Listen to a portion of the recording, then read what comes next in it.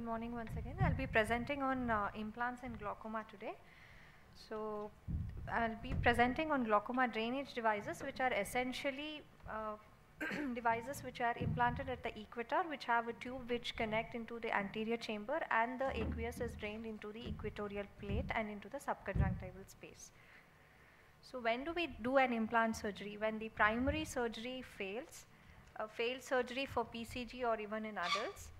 In a whole lot of secondary glaucomas, be it Sturge-Weber's, anterior segment dysgenesis, aniridia, neovascular glaucoma, status post keratoplasty in eyes with capros, and cataracts following cataract surgery, the glaucoma following cataract surgery in children, and in status post vitreoretinal surgeries. When don't we do a implant is when there is vitreous in AC because it can block the tube. Cases of aqueous misdirection when there is silicone oil in the eye, and in cases of severe conjunctival and scleral thinning.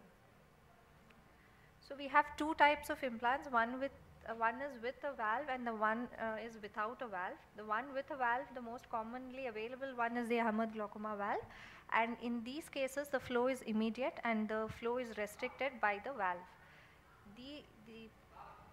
This part is the valve, so care should be taken during surgery not to handle this part with your instruments. In case of implants where there is no valve, the Molteno and the Barwelt are the most common implants in this type of design. The Indian is the Adi implant, and here the restriction is by a ligature, or in case of a stage procedure where you do it in two stages, the restriction is by the bleb capsule. So in the Ahmed glaucoma valve implant, you have two sizes. One is the FP7 model with a surface area of 184 millimeters square, which is usually used in the adults. And the other one is a smaller one, which is FP8, which is the pediatric implant with a surface area of 96 millimeters square. You can also use this in eyes which are very small.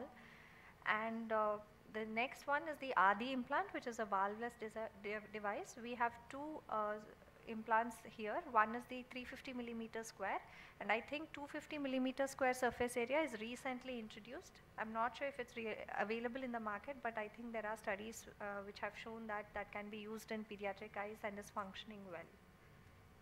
Again, these devices have eyelets here for securing the implant to the sclera. So this is a short video of how to do an Ahmed glaucoma valve. We take a stay suture at the limbus. The conjunctival dissection is made about 5 to 6 millimeters away from the limbus. The advantage of making the incision here and not at the limbus is that the insertion of the device into the eye and securing it is more easier, and in case of an Adi implant, dissection and location of the muzzle is easier. So once we dissect it, we make a pocket. The most important step here is to prime the implant. With a 27 gauge cannula, saline is injected, and we need to see a gush of fluid at the end. The implant is then placed in the pocket we have created.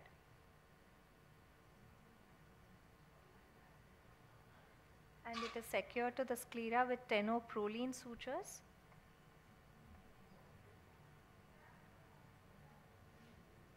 So this is usually about 8 to 10 millimeters away from the limbus.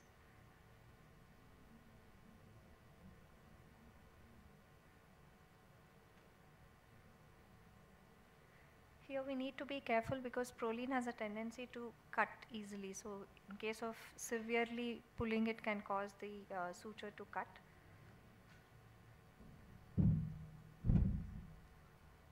At the same time, we shouldn't make it too loose because it can cause migration of the implant anteriorly, which we don't want.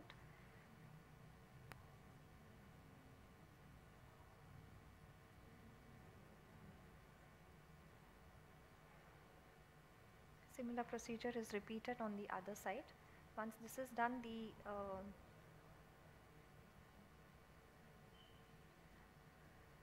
about 2 millimeters away from the limbus, we enter the AC with a 25 gauge or a 24 gauge needle. The tube is cut of adequate size based on where you want to implant it. tube is inserted into the AC with a tube inserter.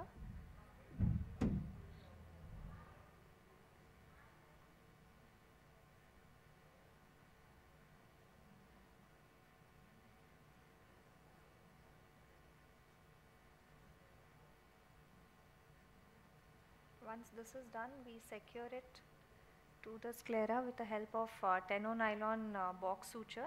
You can also use a figure of 8 suture. The advantage with box suture is the lateral displacement of the tube is also restricted.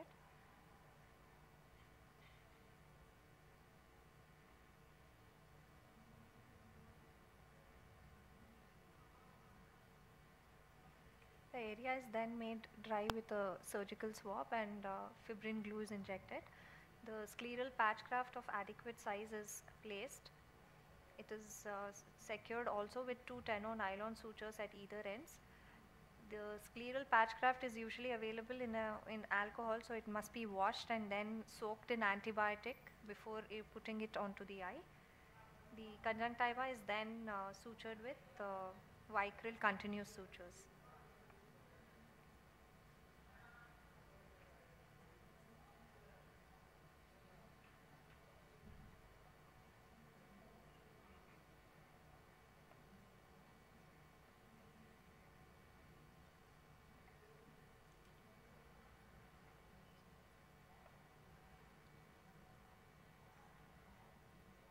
We'll just move on to the next video, which is of an ADI implant.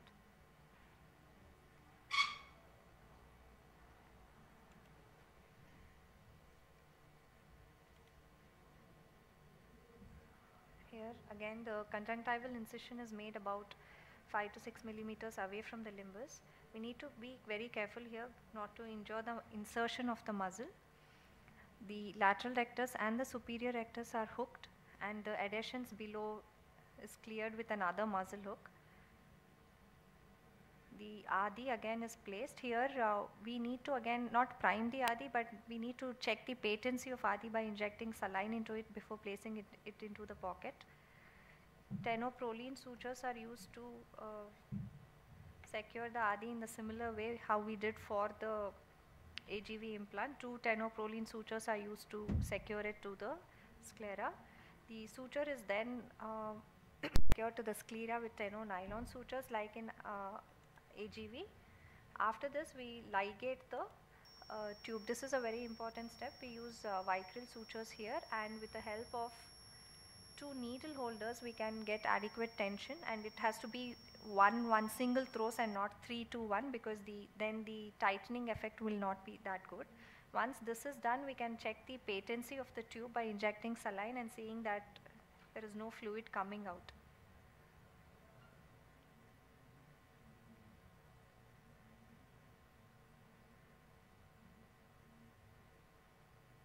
See that the fluid is not passing here, it's just getting stuck, so that means it is adequately ligated. Then we make the entry into the AC and insert the tube as we did for an AGV. The remaining steps are similar to how we do in an Ahmed glaucoma valve. The tube is inserted, scleral patch graft is placed.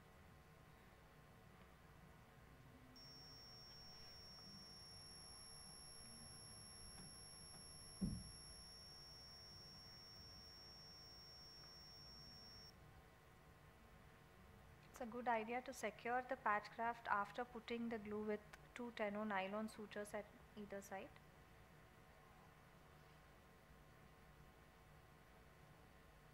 The conjunctiva is closed similarly.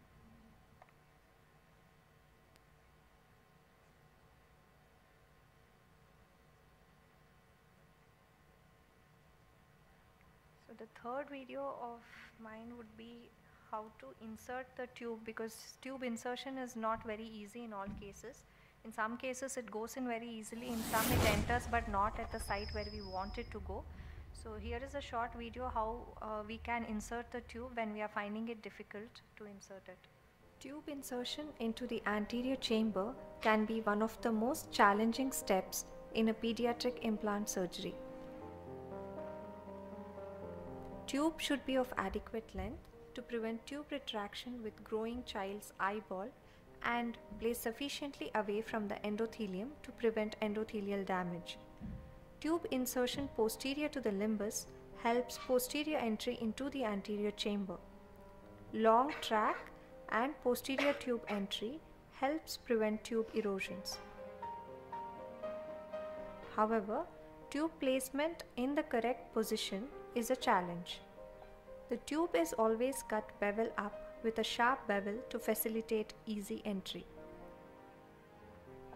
The most common difficulty faced during tube insertion is the misdirection of the tube into the sulcus or posterior chamber even when the hard needle entry is made in the anterior chamber. The bevel up position allows the sharper tip of the tube, which is posterior, to pierce the eye and pave the way for the rest of the tube. Since the sharper tip is posterior in the bevel up position, inadvertent posterior placement in the sulcus is common.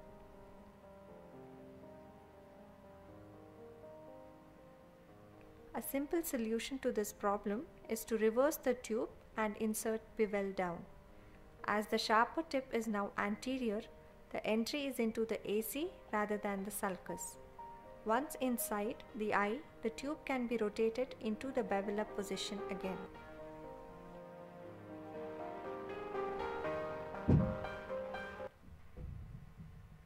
So to conclude, we need to choose our patients well, choose the correct technique, the site of surgery whether superior or inferior, and modify the steps or the surgery as per our needs. And of course, the follow-up should be very meticulous. Thank you.